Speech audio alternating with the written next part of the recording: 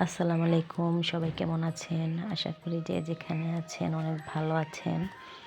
আজকে আপনাদের মাঝে শেয়ার করব গ্রামের একটি ঐতিহ্যবাহী তরকারির রেসিপি। চলুন রেসিপিটা দেখে নেওয়া যাক।